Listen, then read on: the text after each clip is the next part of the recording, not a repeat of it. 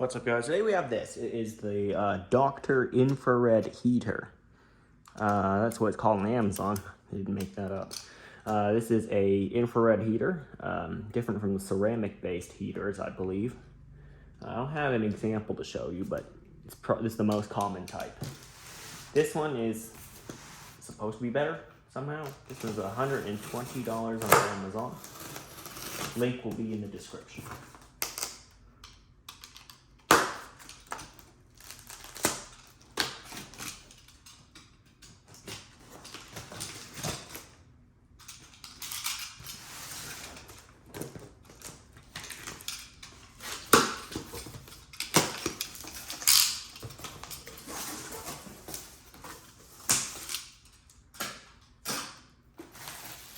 Instructions and the remote.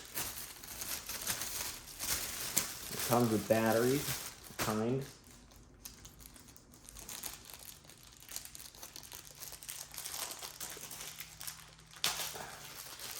Let's check these out. Not of any brand I recognize.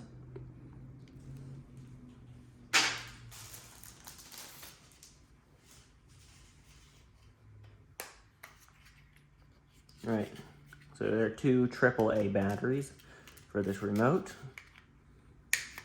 Okay, looks pretty standard, nothing special. And of course the instruction manual. I don't think we'll, oh, interesting.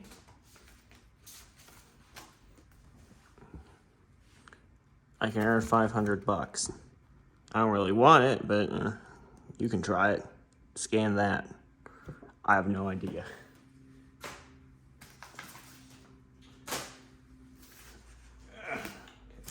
I guess I'll just flip it over.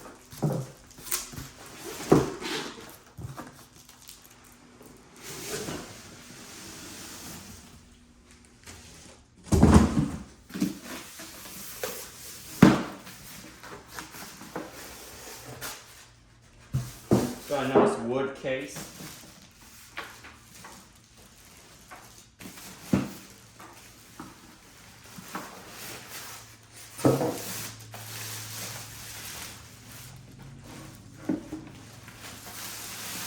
Definitely wooden.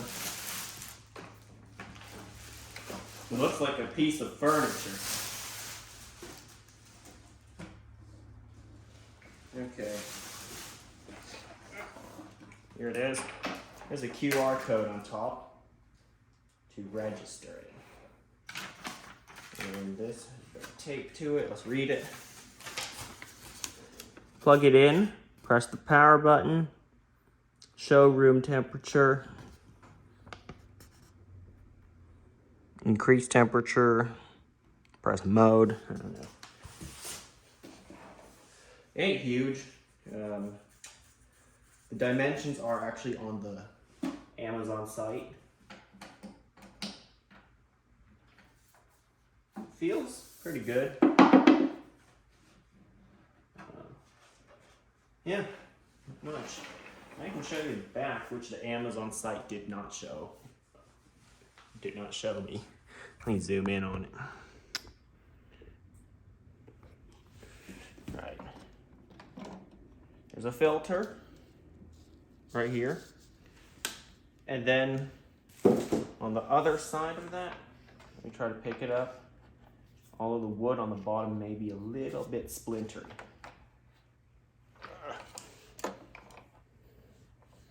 And there is the heater itself, which has a metal box.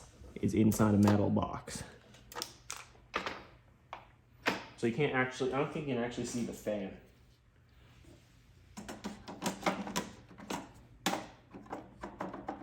This doesn't feel like it's mounted on that well.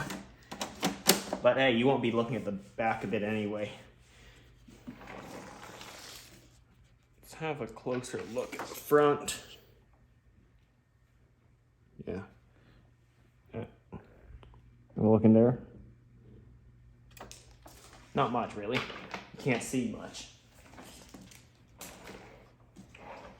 Okay, so it has wheels. That's good.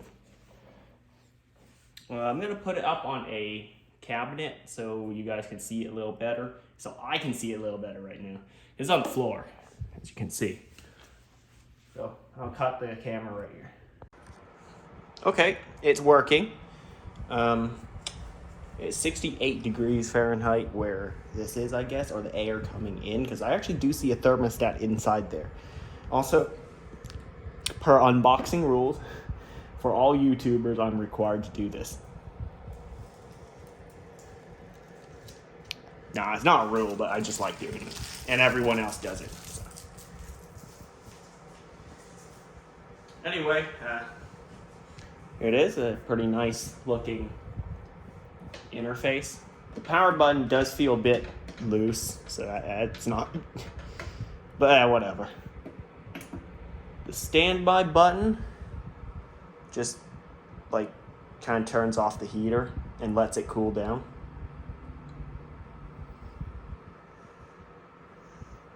It's still cooling down. Still cooling down.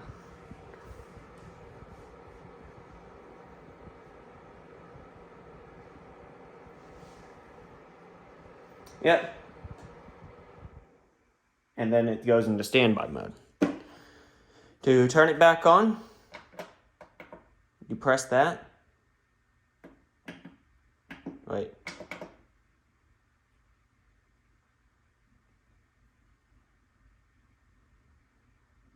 Hold on. I put it on high. Where's my heat? I'll turn it off. Turn it back on. Put it on high.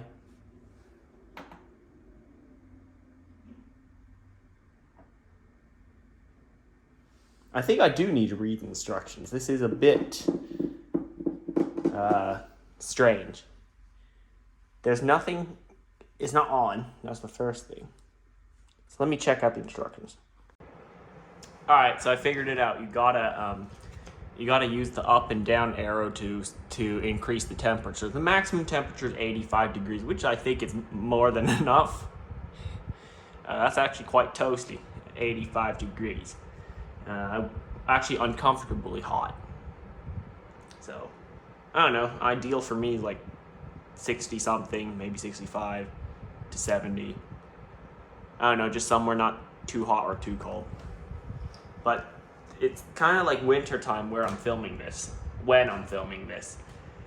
So that's why I bought it, because 2 other heaters have mysteriously just died.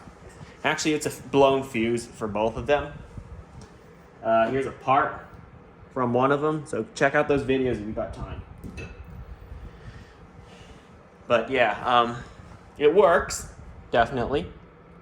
It is very hot, the air coming out of it. And you can see the red inside. Let me try moving the camera so you guys can see it. There's the heating element, that thing that's really red.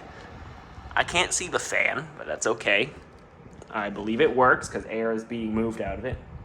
This heating element really reminds me of the one inside my toaster oven. It also glows red to heat up food, but this one glows red to heat your room up. To view the room temperature, let me see.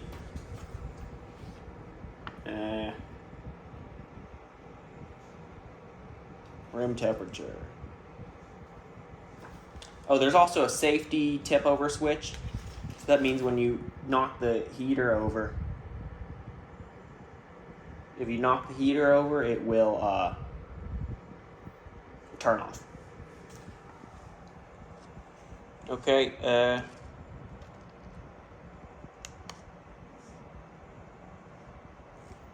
I can't see. How to view room temperature, yeah. I think it's on that thing I ripped off. Show room temp. Press the down arrow and mode at the same time. Oh, okay, there it is, 70. There's my set temperature, 85.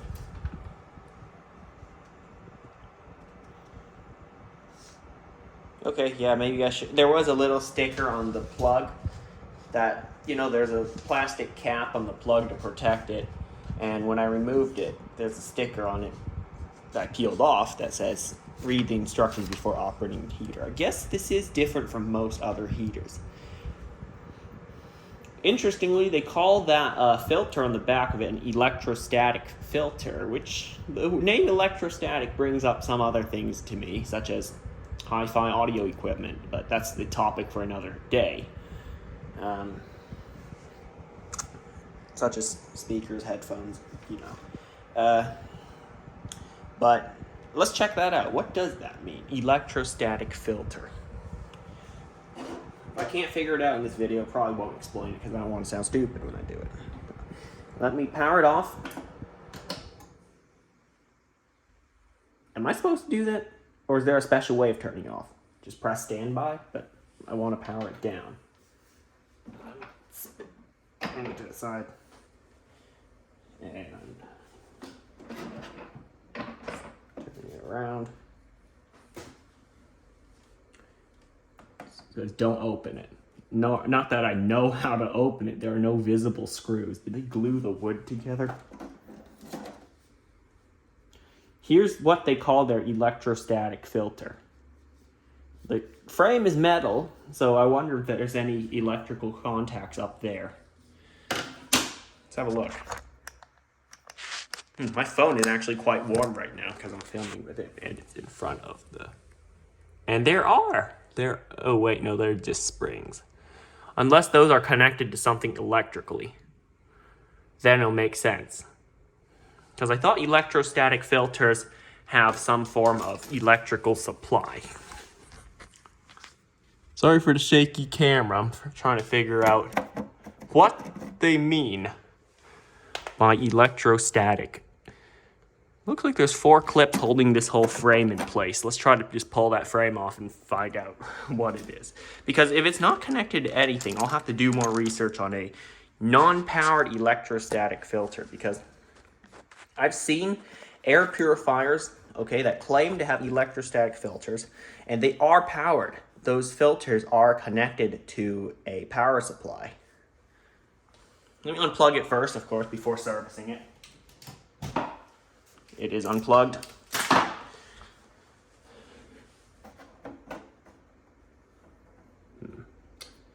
Okay, my fingers are too big. I'm going to use a screwdriver.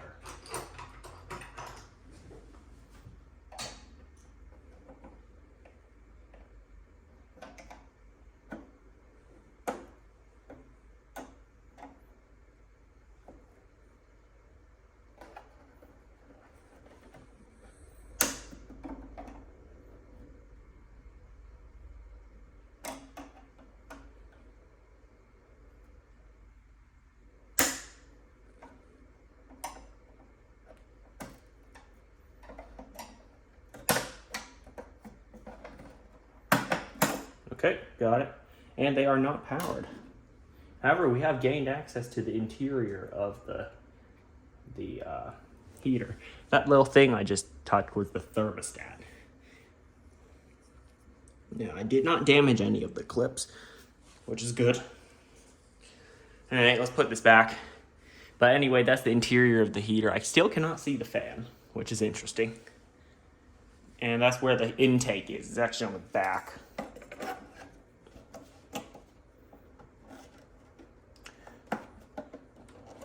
Stick this right back on. Okay. So I'll definitely have to do more research on what a non-powered electrostatic filter is. Maybe it's just statically charged, this filter, but when I touched it, shouldn't I be grounding it at the moment? Because I am standing on the floor, which means I'm connected to ground, technically. That means it shouldn't be charged anymore. I don't know what they mean by it. But enough of about the filter. Overall, the heat is pretty good. It feels warm, definitely.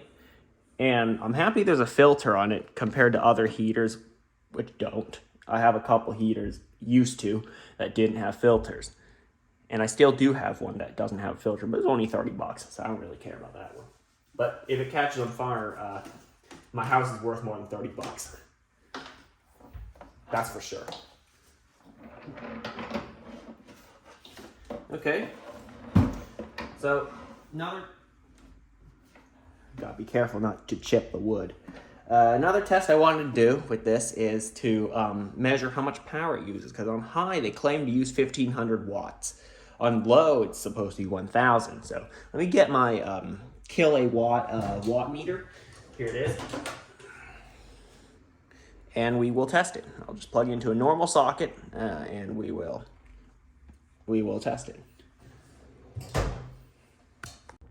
All right, guys, I have it plugged in. Here's the setup. There's the heater. There's the plug. I'm gonna just turn it on. Okay, it already uses. That's reading in watts. Yeah, 1.5 watts. 1.4 in standby mode. Put it on high. Turn it on. We are using 1,100.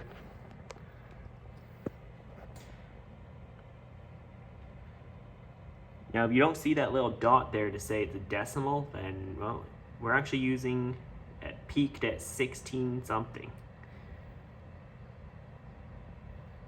And now it's dropping down. I guess it's increasing in efficiency. At least it doesn't need to use as much power to heat up the heating element. I'm guessing, okay? I'm not an engineer, I don't know this stuff. It's just my best guess. Okay, so it's settling around 1350 something. But it also looks like it's dropping. I shouldn't speak too soon. Maybe it is. I'm gonna move the heater and point it the other way because my arm is getting quite hot. The one I'm using to hold the camera. Now we're at 1340 something, so 1340, 1350 is where it'll settle. Not 1500. Although, come on, I know it can use some more power. Anyway, we're gonna put it in low mode.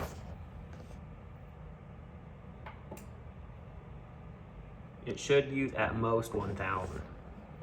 That's what it says. So we're settling around 850, 860, 870, 880, 890. Definitely below 1000.